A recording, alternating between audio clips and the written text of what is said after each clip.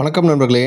நம்ம இப்போ இந்த வீடியோவில் 3 முக்கியமான இப்போ ஹாட் டாப்பிக்காக இருக்கக்கூடிய எஸ்யூவி ரக கார்கள் பற்றி தான் பார்க்க போகிறோம். அதில் டாடா சியாரா காருடைய மைலேஜ் எவ்வளோ அப்படிங்கிறத தகவல் அறியும் உரிமை சட்டத்தின் மூலமாக கேட்டு தெரிஞ்சிருக்காங்க. அராய் மைலேஜ் இவ்வளோ தான் அப்படிங்கிற மாதிரி டேட்டா வந்திருக்கு. அதை பற்றியும் அதே மாதிரி ரீசெண்டாக விற்பனைக்கு வந்த டஸ்டர் காரினுடைய அராய் மைலேஜ் எவ்வளோ அப்படிங்கிறதையும் அப்டேட் பண்ணியிருக்காங்க. ஃபைனலாக கிரெட்டா ப்ளஸ் நமக்கு டஸ்டர் ரெண்டில் எந்த கார் விலை கம்மியாக இருக்குது, எந்த காரில் அதிகமான வசதிகள் இருக்குது அப்படிங்கிறதையும் நம்ம பார்த்துருவோம். முதல்ல டாடா மோட்டார்ஸ்லேருந்து ஸ்டார்ட் பண்ணுவோம். சியாராவை பொறுத்த வரைக்கும் கடந்த வருஷம் நவம்பர் மாதம் அறிமுகப்படுத்தினாங்க. மக்கள் மத்தியில் அந்த காருக்கு நல்ல வரவேற்பு இருந்துச்சு. ஏன் அப்படின்னா இந்த கார் ஆல்ரெடியே புதுசு கிடையாது, நமக்கு 1990 காலகட்டத்தில் இருந்த ஒரு காரு. அதனால தான் பேர் உட்பட அப்படியே சேம் நேமில் இப்போ விற்பனைக்கு கொண்டு வந்திருக்காங்க. ஜனவரி மாதத்துலேருந்து டெலிவரி ஸ்டார்ட் பண்ணாங்க. இப்போ இந்த காருக்கான மைலேஜ் விவரங்கள் அஃபிஷியலாக அவங்க சொல்லலை, டாடா சைட்லேருந்து சொல்லலை.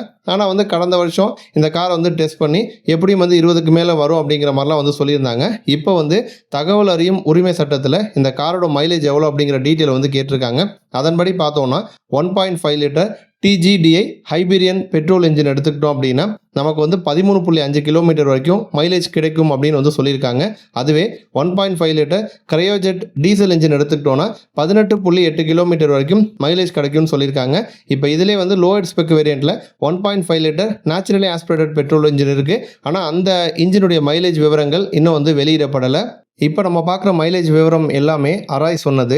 அராயிலிருந்து நம்ம ரியல் டைமில் ஓட்டுறப்ப நம்மளுடைய ரோட் கண்டிஷன், நம்மளுடைய டிரைவிங் ஸ்டைல் இதெல்லாம் பொறுத்து மைலேஜ் இதுலேருந்து இன்னுமே ட்ராப் ஆக அதிகமான வாய்ப்பு இருக்குது.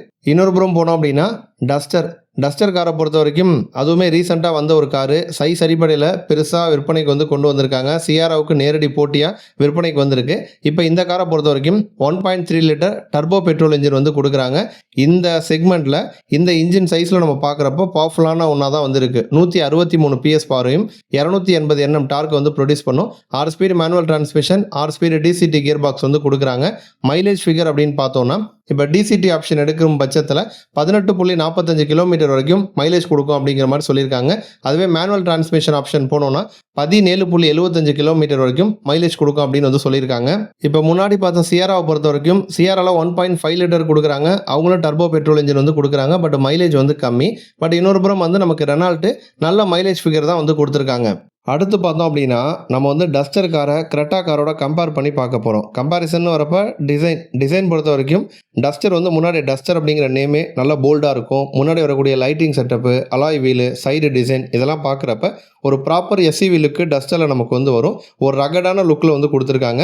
பழைய டஸ்டரை விட புதிய டஸ்டர் நல்ல இடவசதியோடு தான் விற்பனைக்கு வந்திருக்கு. அப்போ டஸ்டர் ரகடான லுக்கில் இருக்குது. இன்னொரு புறம் கிரெட்டா போனோம் அப்படின்னா கிரெட்டாவில் முன்னாடி லைட் பாயர் வரும். அதுமாதிரி மாடர்ன் டச் இருக்கும். அது ரகடு லுக் அப்படின்னா டஸ்டரு.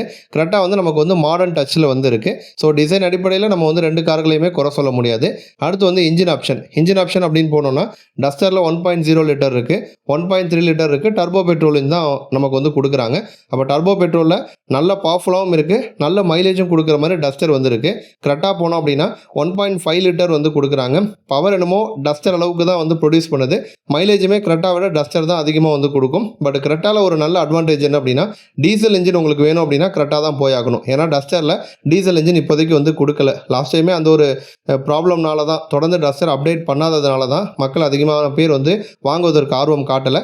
திரும்பவுமே அதே மிஸ்டேக்கை பண்ணுறாங்க. டீசல் இன்ஜின் கொண்டு வரல. இது டஸ்டருக்கு ஒரு டிஸ்அட்வான்டேஜாகவே இருக்குது. இதை தாண்டி நமக்கு டைமென்ஷன் போனோன்னா லென்த்தாக இருக்கட்டும், வித்தாக இருக்கட்டும், ஹைட்டாக இருக்கட்டும், வீல் பேஸாக இருக்கட்டும் எல்லாமே கிரெட்டா விட டஸ்டர் தான் அதிகம். அதேமாதிரி கிரவுண்ட் கிளியரன்ஸும் நமக்கு டஸ்டர் தான் அதிகம். இப்போ நல்ல இடவசதி தான் உங்களுடைய டாப் ப்ரையாரிட்டி அப்படின்னா தாராளமாக நீங்கள் டஸ்டர் வாங்கிடலாம். அடுத்து நமக்கு ஃபீச்சர்ஸ் அப்படின்னு பார்த்தோன்னா இன்ஃபர்டைன்மெண்ட் சிஸ்டமாக இருக்கட்டும், அடுத்து சீட்டிங் கம்ஃபோர்ட்டு, வென்டிலேட்டட் சீட் வசதி, லெதர் சீட்டு, நம்ம டிரைவர் சீட்டை அட்ஜஸ்ட் பண்ணிக்க முடியுமா, அதுமாதிரி இன்ஃபர்டைன்மெண்ட் டிஸ்பிளேவுடைய சைஸு இதெல்லாம் பார்க்குறப்ப மேஜராக பெரிய வித்தியாசம் நமக்கு வரலை. அதுமாதிரி கிளைமேட் கண்ட்ரோல், கன்வீனியன்ட்டுக்காக கொடுக்குற விஷயங்கள் இது எல்லாமே கிட்டத்தட்ட சேமாக இருக்குது. 6 ஏர்பேக், லெவல் 2 ADAS டெக்னாலஜி இது எல்லாமே நமக்கு ரெண்டு கார்லேயும் வந்துடுது. இன்டீரியர் மற்றும் எக்ஸ்டீரியர் ரெண்டுலையுமே பார்த்தோம் அப்படின்னா கிட்டத்தட்ட வந்து டிசைன் அடிப்படையில் ஃபீச்சர்ஸ் அடிப்படையில் சேமாக தான் வந்திருக்கு. ப்ரைஸ் பாயிண்ட் அப்படின்னு பார்த்தோம்னா அதுவுமே வந்து கிட்டத்தட்ட சேம் தான். ஒரு 30,000 ரூபாய் கம்மியான விலையில் நமக்கு வந்து டஸ்டர் வந்து கிடைக்கும். ஸோ அது வந்து ஒரு 10 லட்சத்துக்கு மேலே போகும் பட்சத்தில் 30,000 அப்படிங்கிறது வந்து பெரிய வித்தியாசம் வந்து கிடையாது. அப்போ வந்து விலையுமே கிட்டத்தட்ட சேமாக தான் வந்து ரெண்டு கார்லையுமே இருக்குது. இதில் மைலேஜ் அப்படின்னு பார்க்குறப்ப டஸ்டர் வந்து மேலே வருது. அதுவே வந்து டீசல் இன்ஜின் ஆப்ஷன் பார்க்குறப்ப கரெக்டாக வந்து மேலே வருது. நன்றி.